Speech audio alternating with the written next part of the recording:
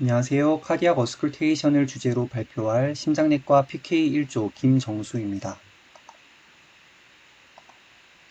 먼저 심음에 대해서 말씀드리겠습니다. 제1심음, 제2심음에 대해서 말씀드릴 텐데 이 심음은 압력 차이에 따라 판막들의 여닫힘 과정에서 발생하게 됩니다. 제1심음 같은 경우 심실수축기 초에 심방과 심실 사이 판막이 닫힐 때 발생하게 됩니다. 제2심음은 심실이 이완할 때 심실수축기 말에서 대동맥 판막과 폐동맥 판막이 닫힐 때 발생하는 소리입니다. 기저부에서 가장 크게 들리고 짧고 날카롭게 들립니다. 다음은 기타 심음으로 제3, 제4심음이 있습니다. 제3심음은 S2가 끝난 후 이완기의 초반에 들리게 되는데 어린이, 청소년, 또 젊은 성인 등에서는 정상 소견일 수 있으나 고령 환자에서 제3심음이 들린다면 심부전을 의심해 볼 수 있습니다. 제4심음은 심실 확장기의 심방 충만기 동안에 발생하게 되는데 좌심실의 수축기 전 확장을 의미합니다. 드물게나마 건강한 아이나 훈련받은 운동선수에게서 들리기는 하지만 주로 좌심실 부전을 의미하고 레스트릭티브 카디오마요패시에서도 들릴 수 있습니다. 다음은 심장 청진의 위치인데요.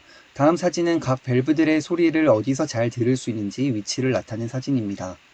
에올틱 밸브 같은 경우 세컨드 인터코스탈 스페이스에서 들을 수 있고 스터넘의 라이트 볼더에서 잘 들을 수 있습니다. 또 풀모너리 밸브 같은 경우 세컨드리 인터코스탈 스페이스에서 들을 수 있고 스터넘의 레프트 볼더에서 잘 들을 수 있습니다. 또 트리커스피드 밸브 같은 경우 폴스 인터코스탈 스페이스에서 들을 수 있고 마이트랄 밸브는 에이펙스에서 잘 들을 수 있습니다.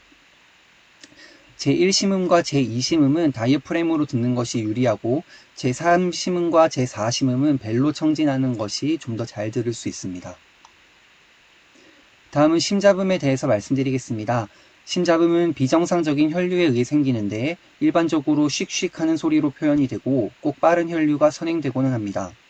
하지만 모든 잡음이 다 구조적 심장질환을 나타내지는 않고 주로 심장 판막 질환에서 심잡음을 들을 수 있습니다.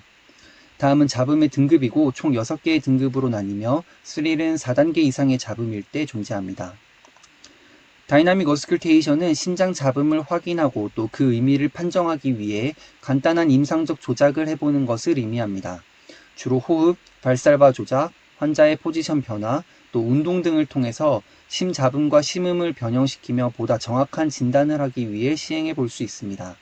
옆에 표는 다이나믹 어스쿨테이션을 했을 때 각각 심음이 어떻게 바뀌는지 나타낸 표입니다. 제가 참고한 레퍼런스이고 이상 발표를 마치도록 하겠습니다. 감사합니다.